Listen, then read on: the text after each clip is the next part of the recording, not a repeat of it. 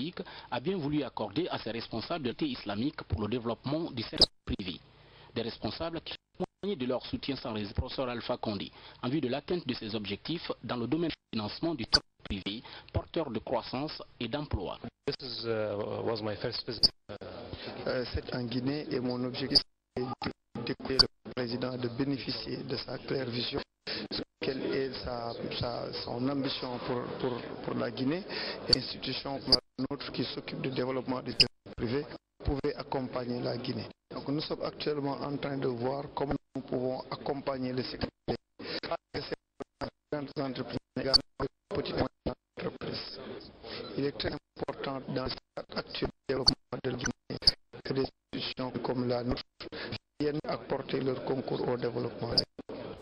Nous avons eu l'honneur et le privilège que le président nous a posé sa vision pour la Guinée et nous allons faire de notre mieux pour supporter et accompagner son Excellence le président de la République.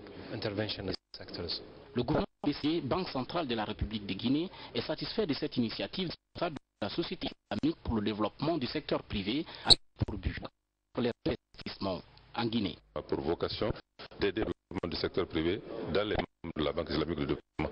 À ce titre, effectivement, ils peuvent apporter du financement eux-mêmes, peuvent apporter du conseil, ils peuvent provoquer d'investisseurs d'autres pays de la Oumma islamique.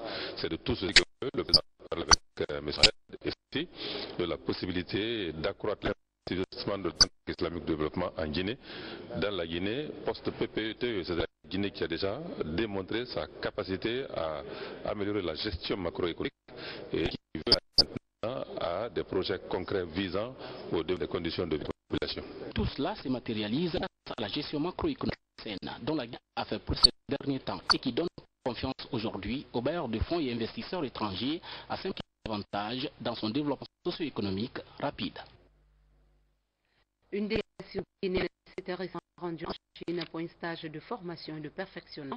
De retour au pays, la délégation vient d'organiser une rencontre de restitution, objectif partagé avec leurs homologues, les expériences chinoises, en vue d'aboutir à un développement durable. Pour en savoir davantage, sur le reportage de Sa Amara Tono. De 2 semaines de formation en Chine, en gestion de l'administration et en domaine durable, ces cadres partagent cette expérience avec les représentants de l'administration publique guinéenne. La rencontre au bout de laquelle les ont fait des recommandations pour une application des résultats de l'expérience chinoise. Je voudrais remercier le gouvernement guinéen, l'excellence le président de la République, le Premier ministre et l'ensemble des membres du gouvernement qui nous ont dit participer à cette réunion de donner et de recevoir. Pour constater quelque chose à l'administration guinéenne, il faut que l'administration se modernise. Les fonctionnaires se mettent en cause. Il n'y a pas de différence entre le fonctionnaire chinois et le fonctionnaire guinéen. La différence, c'est la conscience professionnelle. C'est une société basée sur la méritocratie. Et c'est ce qu'il faut faire. Qu'on évite le cousinage, qu'on évite le racisme personnel et que le roman se fasse du mérite que nous avons donné. Se félicite de la qualité de cette formation. Une expérience qui souhaite s'intensifier en faveur de la jeunesse guinéenne à travers l'éducation et la formation. Le principal que je retire, c'est que la réussite de la Chine part de son engagement à des réformes hardies dans l'éducation. La Chine s'est investie dans l'éducation des jeunes, des populations. Et si la Guinée aussi veut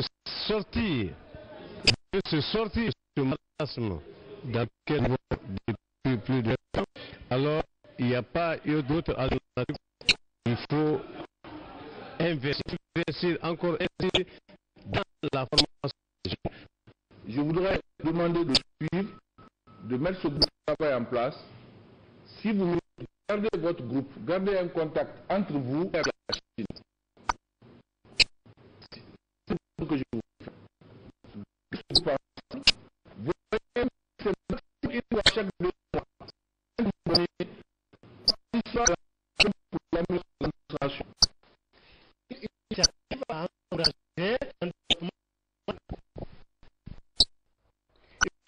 ministère technique de l'action professionnelle vient de bénéficier du financement d'un de formation des pays.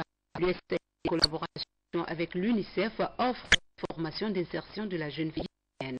Ce projet s'étendra sur tout le territoire national. Je suis témoin de cette signature de convention. Cette signature de protocole d'accord est celle qui permettra à 10 000 jeunes filles guinéennes de bénéficier d'une formation à payer. Durant 3 ans, ce projet de formation de la jeune guinéenne sera mis en œuvre par l'UNICEF en appui au ministère de l'Emploi, de l'enseignement technique et de la formation professionnelle avec de l'USAID Guinée. Entre 2004 et 2008, parmi les filles âgées de 15 à 21 ans, 51% étaient lettrées, contre 67% des garçons. Ce faible niveau d'éducation chez les jeunes filles agit comme une barrière qui entrave leur accès à la formation professionnelle. Les filières de formation professionnelle sont souvent vers les métiers dominés par les hommes et les offres d'emploi sont limitées aux métiers traditionnellement réservés aux filles. Elles sont donc des jeunes filles scolarisées sans distinction, âgées de 15 à 24 ans. Il sera donc une période de 3 ans et les bénéficiaires vont placés dans 3 centres de formation. Une étude de faisabilité sera faite pour identifier les points de formation et les centres qui peuvent accueillir. Selon la Banque mondiale, le taux de chômage en Guinée est plus élevé chez les jeunes, avec 60% en chômage ou sans emploi. L'une des raisons principales est l'existence d'une grande disparité entre les sexes dans le secteur de l'éducation. Vous avez raison. Les leçons sont initiées, mal suivies. Il n'est pas question que ici, c'est trop important pour cette couche de notre population. Je compte vraiment sur l'engagement des cadres du département d'abord, mais également ceux qui nous accompagnent pour faire ce suivi pour le bien-être de ces jeunes filles déscolarisées et ou handicapées.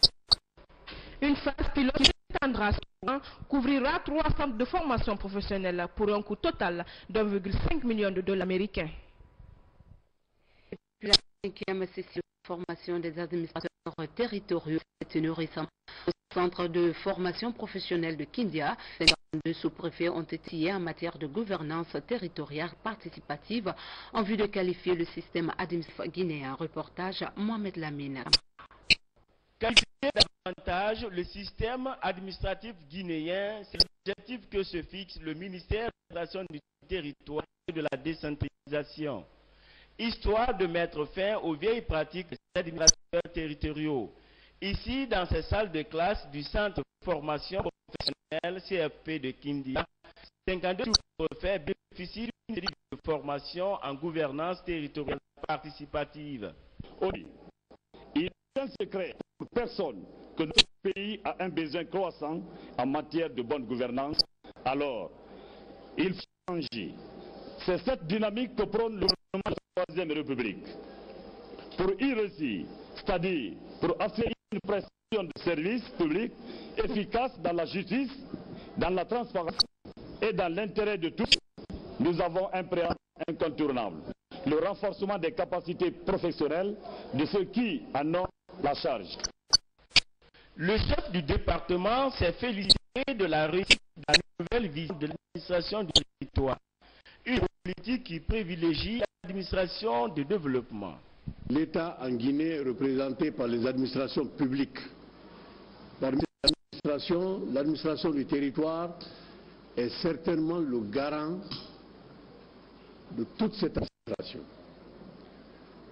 D'aucuns vous diront que nous sommes au carrefour de toutes les administrations. Si l'administration du territoire ne marche pas, l'État ne marche pas.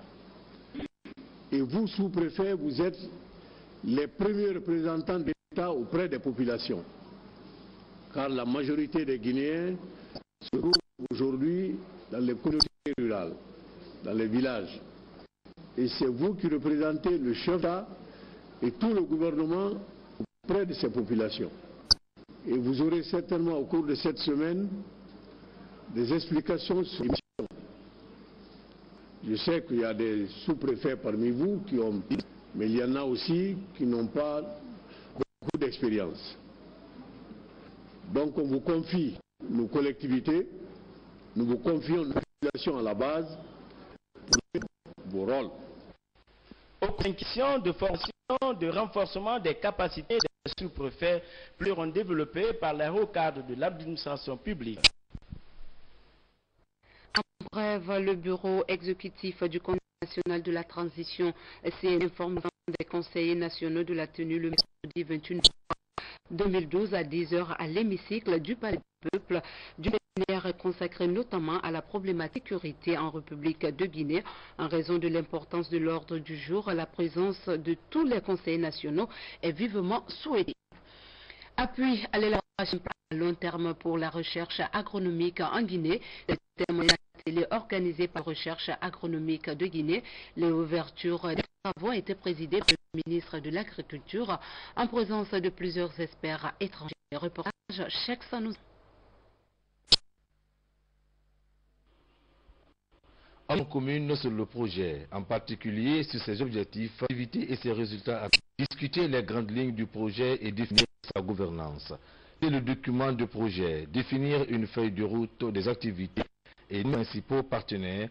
Tels sont les objectifs fixés par cet atelier sur l'appui à l'élaboration d'un plan à long terme pour la recherche agronomique en Guinée. Le projet que nous avons le bonheur de lancer aujourd'hui viendra renforcer le programme national de recherche de l'IRAG, plus spécifique le programme d'amélioration de la qualité des services agricoles et l'appui aux organisations producteurs. Cet appui de la FAO permettra donc à la Guinée de mieux coordonner ses activités agronomiques afin d'obtenir des résultats crédibles, pratiques et de facile adoption par les producteurs. Le passage d'une agriculture de subsistance à une agriculture moderne de marché exige la disponibilité d'institutions de recherche agricole performantes, dotées d'outils adéquats de planification stratégique, capables de répondre à la demande des producteurs. L'avenir de la recherche en Guinée dépend fortement des nouvelles orientations et d'un plan à long terme pour le gouvernement d'une meilleure vision stratégique des problèmes de recherche en cohérence avec les problèmes de développement agricole, de la sécurité alimentaire, de la réduction de la pauvreté et du développement des exploitations agricoles. Un plan à long terme de l'IRAG permettra à la Guinée de disposer d'un outil performant de recherche agronomique capable d'appuyer efficacement les programmes de développement agricole du pays. Dans le cadre de sa mission, l'IRAG mène des recherches de type appliqué et adaptatif en appuyant sur des connaissances ou des technologies disponibles ailleurs. Notre but, c'est de faire une agriculture compétitive et de progrès et en même temps permettre au monde rural d'être prospère. Pour cela, nous devons avoir une projection à long terme, assortie de plans opérationnels qui nous permettent de prendre en compte les préoccupations de ce monde rural et les progrès de la technologie agricole. Un plan à long terme permet aux institutions de recherche de se donner une vision à 10 ans où ils définissent les grandes lignes de la recherche pour se dire comment peut-on aider les communautés paysannes, nous en tant que chercheurs, et pouvoir amener les services que nous avons à offrir. L'élaboration d'un plan à long terme pour la recherche agronomique en Guinée, financé par la FAO, est un témoignage de la Troisième République sortie de poste Alpha Condé, fait des efforts pour garantir la sécurité. Les projets miniers ne sont pas sans impact sur l'environnement et les communautés vivant sur des sites d'exploitation. Pour protéger la biodiversité et les populations des localités concernées, le comité technique d'analyse environnementale sur la coordination du bureau guinéen d'évaluation de ce secteur multiplie les rencontres pour l'examen et l'approbation de l'étude d'impact environnemental et social du projet. Compte rendu Manditouri.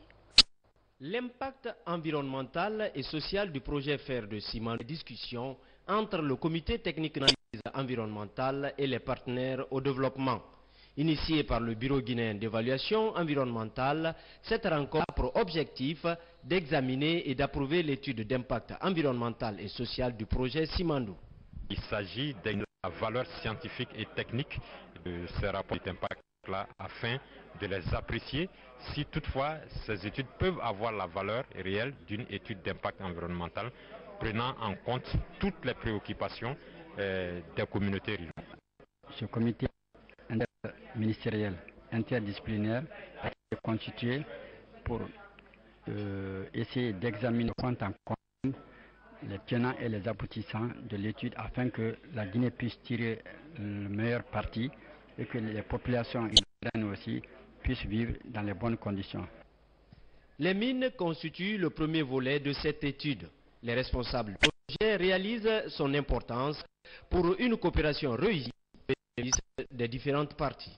Ce serait un outil important pour ceux qui travaillent sur l'anthropologie, sur la culture, pour déterminer quel est l'effet sur l'environnement culturel, travail sur les milieux marins pour dire quel est l'effet sur l'hydrologie marine, sur les espèces aquatiques, l'environnement forestier, sur tout ceci. La société elle-même pour ses règles internes d'hygiène, de sécurité. J'ai demandé à la fois et au gouvernement, mais aussi à Rio Tinto, de prendre des dispositions maintenant pour inverser la tendance de telle sorte que les étrangers ne représentent pas plus de 30 à 35% des travailleurs au niveau de Rio Tinto parce que beaucoup de Rio Tinto pour